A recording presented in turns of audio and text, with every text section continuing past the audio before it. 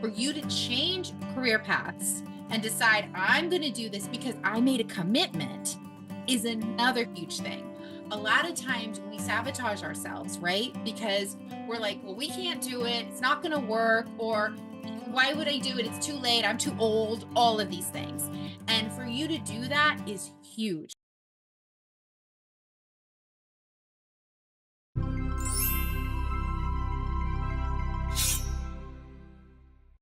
Don't need you. Tell me what I can and can't do. I'm in charge of what I feel. It's just a game I play for fun, but I already. Hi, my name is Amie. Like, comment, and subscribe to Lux Media Studios. They are awesome. Hi, everyone. Welcome to Loving Your Life, Be Authentically You with me, Amie. I am so excited to have you here. And if you liked that song that was playing before, that is my daughter, True Istina, TRUE_ISTINA.musicofficial on all the platforms. And go listen to her. She's got new music coming out. She's got new music videos coming out. And we are super, super excited about that. So go check her out. Also, check out the vodcasts that we have. We've had so many that we've been letting out. I think this is number 9, and I'm really excited about it. So please check that out as well. And if you're looking for a happiness coach, I'm your gal. I'll help you. Go to thetruehappiness.com where you can actually get me for coaching, and I will help you to help be in alignment to just be in your true happiness. Everybody has their own happiness, and I want to help you find yours. It's not about the outside world. It's not about anything that what's going on. It's internally, because things can go really bad and we have to stay internally truly happy. So check me out at thetruehappiness.com. But without further ado, I have an amazing, amazing guest, and I'm so, so excited to have her on. She's been an inspiration to me. She has helped me through so many things, and I am truly grateful to call her my friend, and just, I adore her. So this is Giovanna Mosconi, and Giovanna. Giovanna. Oh Okay. my gosh. I said It's Joanne, okay. Giovanna.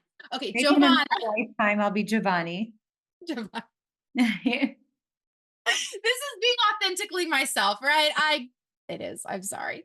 Giovanna Mosconi, and Italiano, and I love it. My parents also speak Italian, and so it's awesome. And your dad is an Italian chef. And so I want to hear all about what you do and what you've done, because I've heard a little snippets of it, but I'd love to see that. And I love the fact that you're so truly authentic and raw and real, because that is so hard to come by, and that's such an inspiration for all of us here to really step into our authenticity. So I would love to hear about that. First of all, thank you. You're so amazing and beautiful and authentic. I thought that from the first day I ever laid eyes on you. So if you're going to get a happiness coach, this is your girl. We became friends because of her smile. I know I need to say that. We were in a booty burn class, and I was like, whose smile is that? Like, I want to smile like her. So, and she always has it on, no matter what's going on in her sphere and her world. And it's such a pleasure to be a guest on your beautiful show. So thank you for having me. You're welcome. Thank you. And you're asking me the hardest question, what do I do? Because I think I'll sum it up in one word. I'm a storyteller. I'm fascinated with the art of storytelling. And in my 20s and early 30s, what that looked like was I was a playwright, producer, and theater director. And I did a lot of children's shows as well. I love working with kids. And when not before COVID even happened, you did say my dad's an Italian chef. And that meant I grew up in the kitchen, and I love cooking. And I always hated eating at my American friends' homes when their parents would pull out a jar of sauce and just pour it on top of pasta. And I was like, how am I not going to be rude? So I developed an interesting relationship with food and the appreciation for it.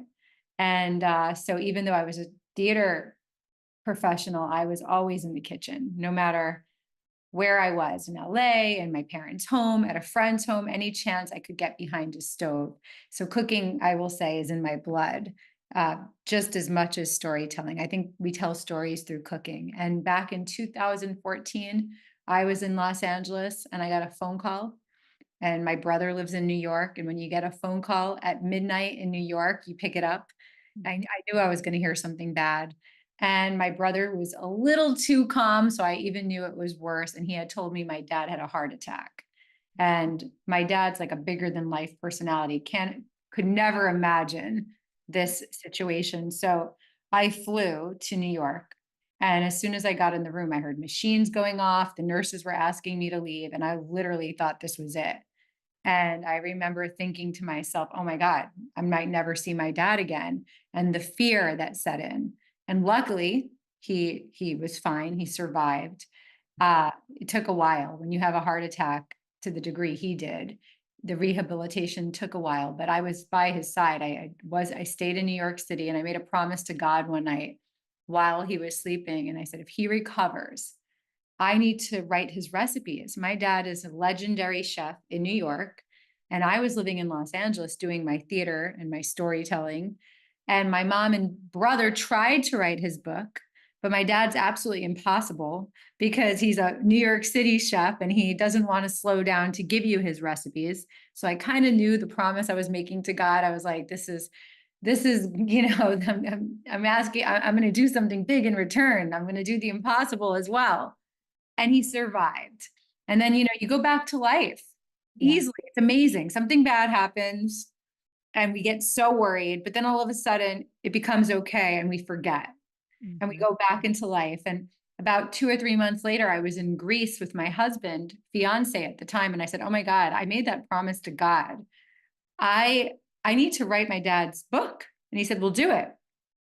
So I spent time in New York and it was impossible. I was kind of like my mom and brother. I was ready to throw the towel in. He never set enough time aside, but I realized I was committed to finishing this project, and maybe it didn't look like what I thought it would look like. I thought we were going to be drinking red wine and placing out the ingredients and having this like calm storytelling process because he survived his heart attack. No. I realized the only way I was going to get this done is if I became a professional chef and went to culinary school. So I took a break from my theater, moved to New York City, enrolled in French Culinary Center at the young age of 37. I was the oldest in the class. And I got my ass kicked, Amie, to become a culinary school professional. It wasn't what I thought. I was thinking I was going to be like Julia Child in that movie, Julia and Julia, in France, having baguette snow. They were like screaming at us to pick up. So it was one of the most challenging things in my life. It was hard and amazing, but hard. I really had to work hard at it. And I really just invested 6 months of my life into the world of culinary school. And when I finished, I was a trained chef, and I went back to the restaurant. I was like, andiamo, which means let's go, let's go. Let's go. Yeah. And I followed him, and I was able to follow him at his pace. And it still took me a while. It took me another 2 years to get all the recipes down and the entire story. But in 2019, my book came out, and it was called The Chef of Greenwich Village because our restaurants are in Greenwich Village. My dad's on the cover, and I couldn't wait to present him this book. I put the video on Instagram. When he saw the book, he's he's an immigrant. He always calls himself a little boy from Italy. He's an immigrant from Italy that never, ever imagined he'd have his own book. It was probably the greatest thing I've ever done, just to give that to my father, who gave me everything. He was hysterical crying. They put us on a lot of the New York news stations because I put it on Instagram, and I guess people were very touched by his emotion. And from there on in, we started showing his recipes on Instagram. And I started getting asked a question all the time. Are you really eating the food you make, specifically the pasta? Because you don't look like you eat the pasta. And I kind of got annoyed by that question. I was always like, why would people ask me that? And one day my husband said to me, that's your next project. So what do you mean? He said, everyone's asking you that. Your neighbors are asking you that. People obviously have a different relationship with eating and pasta than you do. So I then kind of shifted and started trying to show people how to enjoy. And I know you came to my house one night for dinner, and I loved that you're European and you were able to do that, sitting at a table and really enjoying good food without guilt. So that's kind of what I do now. And I think, I gave you that whole long story, but I story tell, but I really want to inspire people to spend time with the people you love while they're here. Don't write the books when they're gone. Do it while they're here. Make that time, shift something in your schedule, because you're never going to regret it. I will never regret spending time with my dad in the kitchen.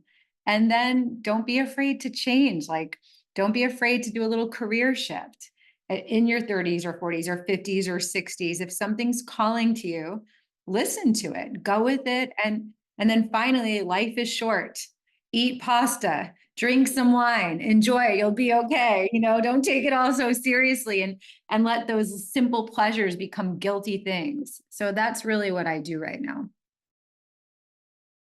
Wow. That is a beautiful story. I had never heard that. Really? So I really like that. No, I I didn't usually know all of don't tell that. my story because I always think no one's really going to care. That's I gotta- amazing. There's so many beautiful moments in that. For instance, okay, working with your dad is beautiful to have those moments and then create a book for him. I mean, that is so precious. That is incredible. For you to change career paths and decide, I'm going to do this because I made a commitment Mhm. is another huge thing. A lot of times we sabotage ourselves, right? Because we're like, well, we can't do it. It's not going to work. Or why would I do it? It's too late. I'm too old. All of these things. And for you to do that is huge. That's a huge inspiration. So Thank for you. you to do that and also do your passion and what you love, that's what I'm feeling from you.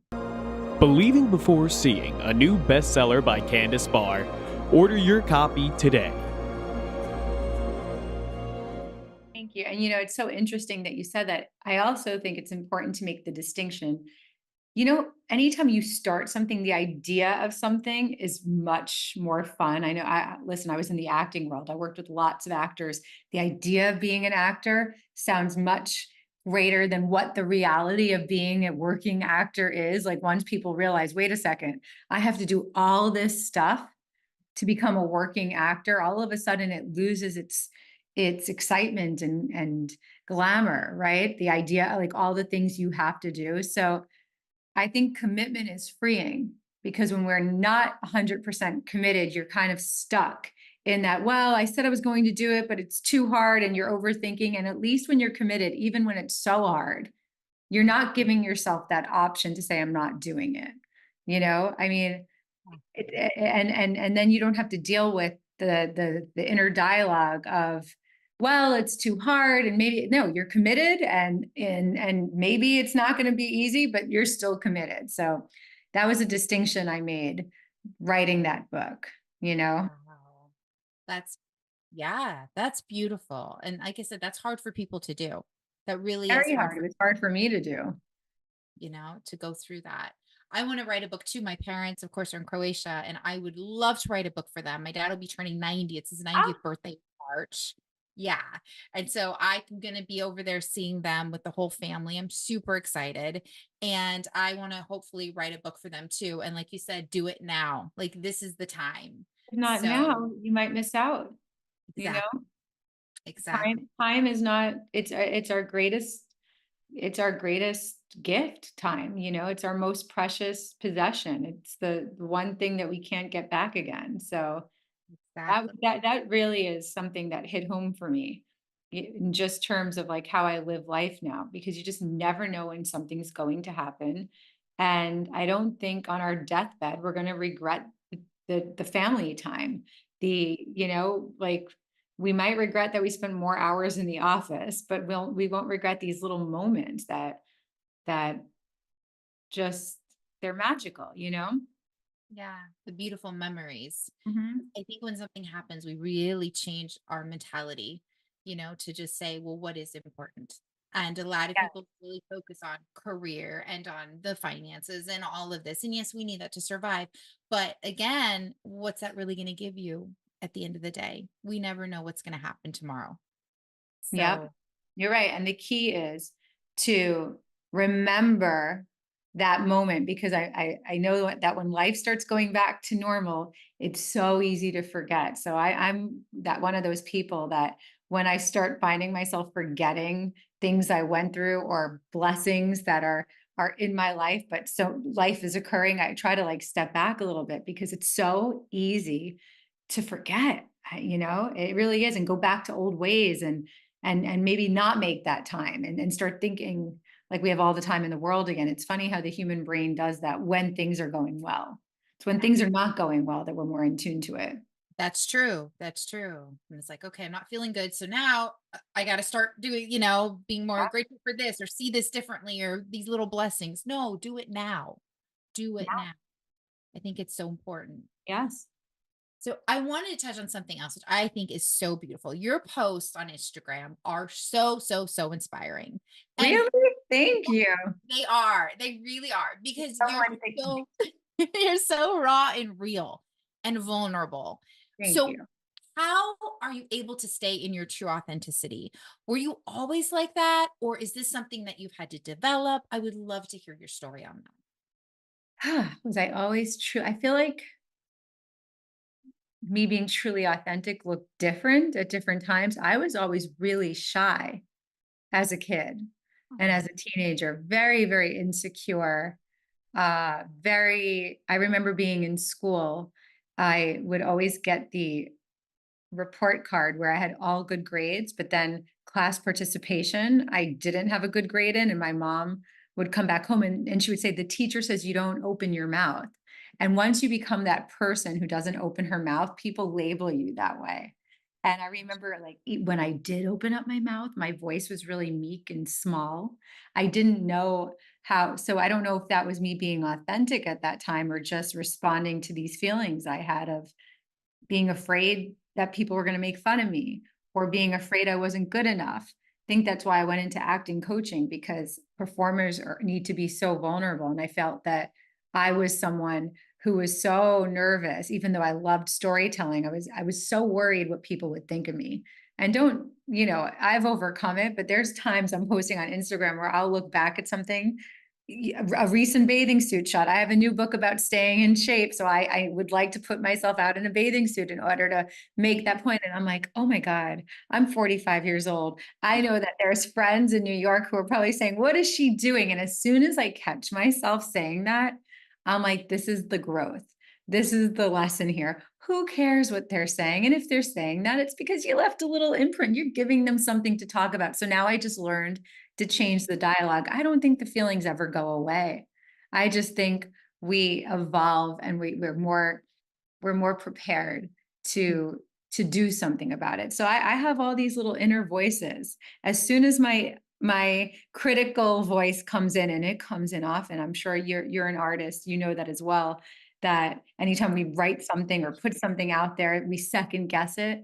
And then my nurturing voice comes in. It was the voice I needed to hear when I was younger that I didn't have. And it's more like, good for you. You're taking a little bit of a risk. Too bad some of your friends don't do that. Put it out there and see what happens. And you never know who needs to hear it. And the people that actually respond to my Instagram are not my friends. They're not my, listen, I don't know who's going to listen to this, but I'll just say it. My sister-in-law blocked me on Instagram. So, and if she listens to it, you shouldn't unblock me. Yeah. But like family support and sometimes in friend support, the ones you think who are going to. And then I kind of got comfortable with that. I was like, well, I didn't create Instagram for my friends and family to applaud for me. I did it to connect with others. That's what my brand is about. So I kind of changed my relationship because even that made me insecure. Like a family member is blocking me on Instagram. What am I doing? And you could see like, maybe I should stop this. And then what it does is it makes you even tougher. And I have messages from people that I've never met before that have said to me, like, I haven't talked to my dad and your story made me like make that phone call again. And that's why I do it, and those are the people that continue to make me go. And, and I shouldn't be so hard on my friends because if they want to contact me, they don't need my Instagram. They can just call me. But I remember in the beginning, I was like, oh, it'd be nice to have a little more support from the people closest to us. And you realize that that's just that's just my journey. It has nothing to do with them. So I don't know if that was a Wow. good answer, but it was a real answer because it's very frightening putting yourself out there on Instagram. It is. It absolutely is. Yeah, that's what like I said, I admire about you is because you do. And you even talk about your vulnerabilities within it. You even talk about, what you're going through. And that is so beautiful to see because even like the same thing with me, I was talking about things and people are like, oh, you're saying too much. You're telling people too much of your life and this and that. But I'm like, well, if I can help one person or if somebody needed to hear it or something, or I felt like I was supposed to in my heart, then I'm going to do it. And I really don't care what these other people say. You just have to block them out because it's not their life, it's our lives. That's But, right. That's right? right. And there are no rules in life, whether you should be private or public. Like there is no rule that says that you shouldn't be putting your stuff out there versus you should be. And all those people who are saying that to you, interestingly enough, are on Instagram watching accounts. So like my whole question to them is if it's weird for you, why are you so interested in watching it? And that's what helps me as well, where I kind of just I become super connected to the fact that if you're not posting on Instagram, they're going to be saying something else about you. Yeah, that one, she doesn't do anything. She's lazy and stays at home. Like she could be putting her book out there. Somebody's going to have something to say regardless. So do it anyway. Thank Block you. out the noise. And it's easier when you get older to Yeah, to be more secure about that. Because I always say, if I was a teenager or in my 20s, I don't know if I'd be posting this kind of stuff. it's true. Second guessing everything. Second guessing everything. And I think that's a big thing, when I got the cancer diagnosis, it was kind of that type of thing where I was like, I have to, now it's my time and I have to be authentic. What do I have to lose, basically? Hmm. And then I thought, well, here it is. This is Amie. Take it or leave it. If you don't like it, you don't like it. If you do, great. I want to be a part of your life.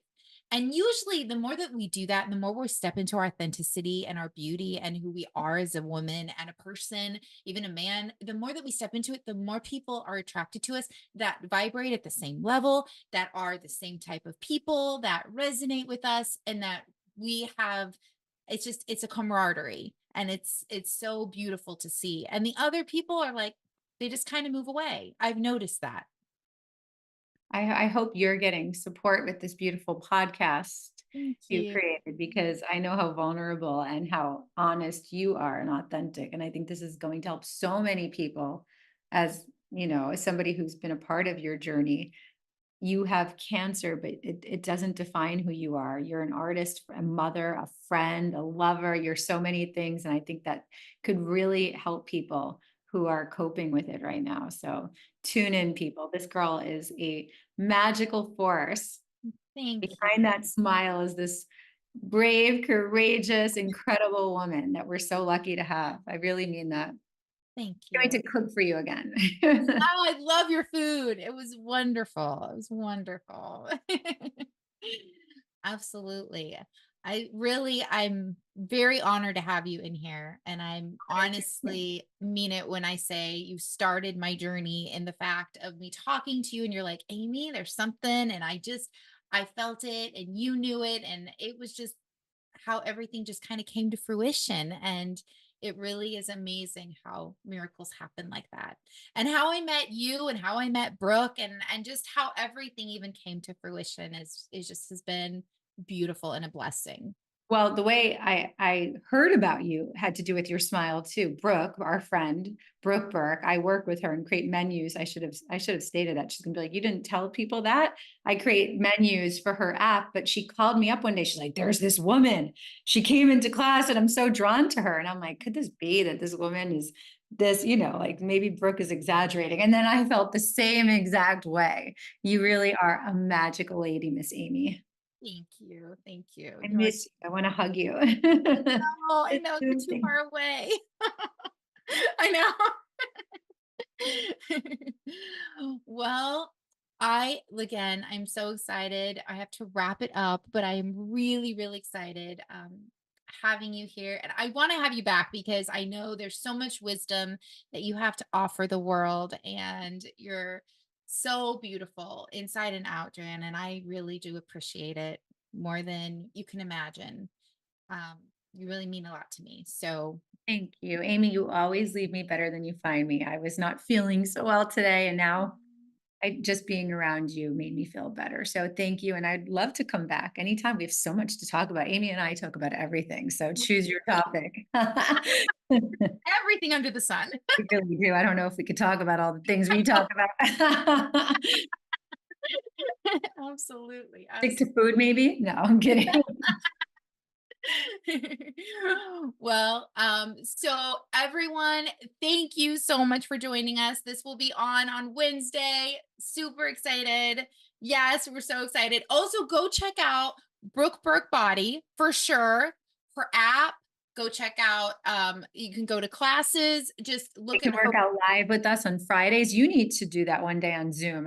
I'm gonna make sure that we have you in Zoom class. We do Friday Zoom class. Okay, I You, absolutely, Brooke, absolutely. And you do Q&As. your Q&As. Yeah. Okay.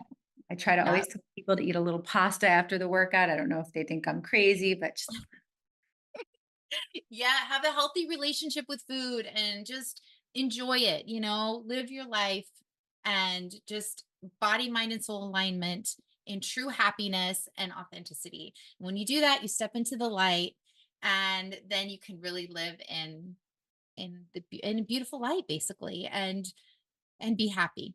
So again, thank you so much for joining me, everybody. I hope you guys have a beautiful, beautiful, blessed, glorious day. And I will talk to you guys again next week.